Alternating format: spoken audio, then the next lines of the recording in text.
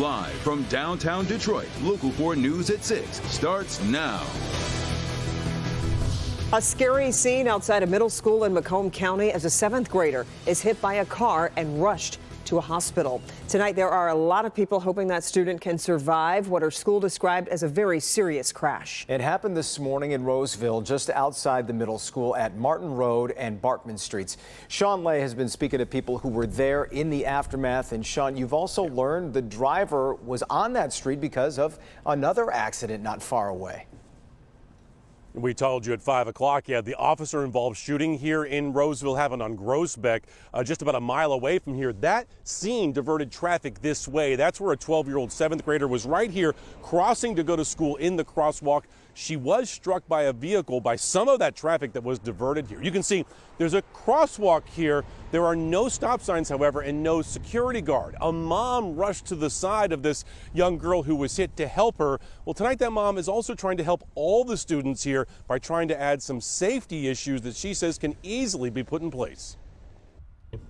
I'm praying for her family, for everybody that had to witness it, for the driver. I mean, it was horrific. It has been an emotional day for Tina Edgel and everyone at Roseville Middle School. Tina was taking her son to school. Just then, the driver of a Chevy Cruze stopped at the intersection of Barkman and Martin, right outside of the school. A 12-year-old girl in the road was hit, and she was badly injured. Tina had to get out and had to help that girl. I just rubbed her back and told her, you know, help's on the way, stay with me.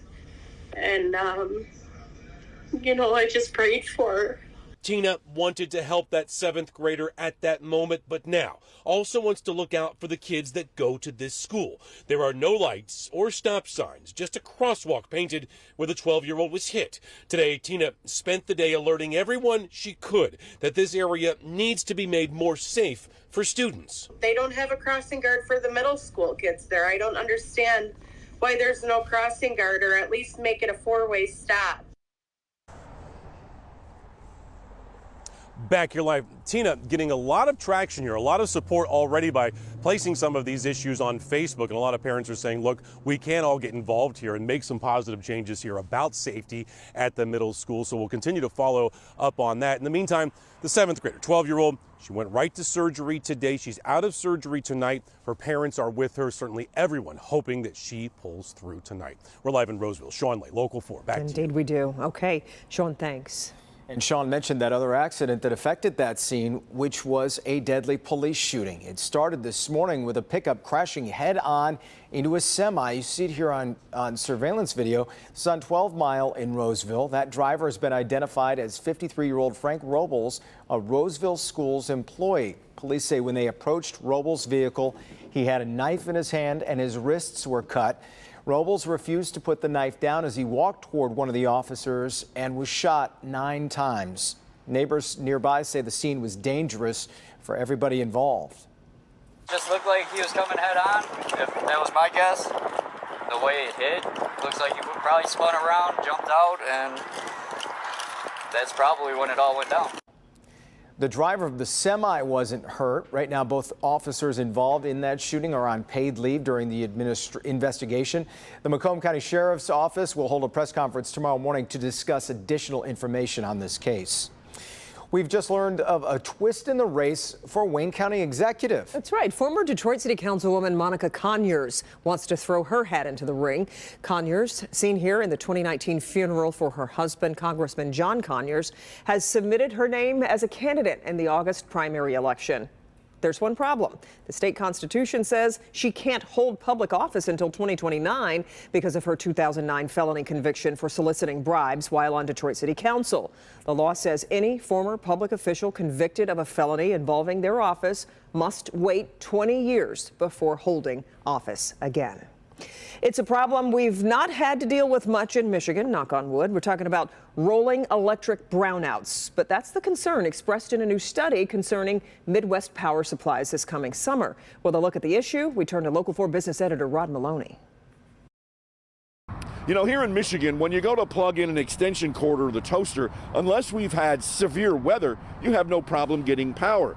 But the MISO, or the Mid-Continent Independent System Operator, which is the nonprofit organization overseeing our power grid, just did a study that says we could have some real problems come July and August. Michigan is moving away from coal or thermal-powered electricity, the state pressing us to use more and more cleaner wind and solar power. But MISO's CEO said about the report, quote, "The reality for zones that do not have sufficient generation to cover their load, plus their required reserves, is that they will have increased risk of temporary, controlled outages to maintain system reliability," end quote. Tradition energy analyst Gary Cunningham tells Local 4. This time, we've had even more retirements of old generators, and we're not building enough new ones. And the ones that we are building, to be candid, they tend to be intermittent, like wind and solar. They aren't always there when we need them. And as uncomfortable as that might get heat-wise, MISO says it's not good for your pocketbook either. Quote, "From a consumer perspective, those zones may also face higher costs to procure power when it's scarce," end quote. A tighter market like this means that we're using every bit of generation whenever we need to. And that extra generation is extra expensive. Cunningham says, here's an example. On your DTE or consumer's bill, you'll find a capacity charge. You might pay $1 a month now, but when the summer hits, it's likely to go up to $5 or even $10. Now, DTE and consumers are saying they fully expect to have enough power for everybody this summer. DTE saying that we're retiring 2 of our coal plants and bringing our new Blue Water Energy Center online come June. Consumers saying the natural gas plants in our portfolio make sure that stable, reliable, on-demand electricity is available when sources like renewables and other intermittent sources are not available. In Dearborn, Rod Maloney, Local 4. Speaking of brownouts, maybe not affected directly, but this is that time of year where people, turn the air on, immediately turn it off. Maybe think about turning it on again, turn it off again. That's right. Let's check in with Paul Gross. You've got to look at the weather right now, and what do we do? Turn it on, turn it off, turn on the heat, probably, right? Yeah. The heat's on for the next couple of days, and you'll really need it, especially by Thursday morning. And then we're going to start warming things up, and you can let that sun in through the windows on Thursday and Friday, and that'll kind of warm things up for you. Right now, we are dry. We don't have sun, but at least we're dry for most of us. But then you get to the I-69 corridor here. Let's drag this south, get it from behind the banner there. You can see we have light showers. I mean, this is nothing real heavy here. I-69's right here, so generally along and especially north of I-69. And notice, we are still seeing a couple of little blue flakes, and the models are insistent that this will be a transition from west to east during the night, and there could be even a small bit of accumulation on the grass there in the northern thumb tonight. So we'll keep an eye on that for you. We'll have updates for you later on this evening. Right now, 45 at the airport, west-northwest wind at 18 miles per hour, and yeah, I said it. That gives us a wind chill of 37 degrees. Continuing to fall through the 40s tonight. We'll be in the 30s by midnight with those spotty showers, especially to the north, and flakes mixing in. Be back with the rest of the forecast in just a few minutes, guys. Tonight, the White House is pushing to get more Paxlovid to those at high risk who test positive for COVID.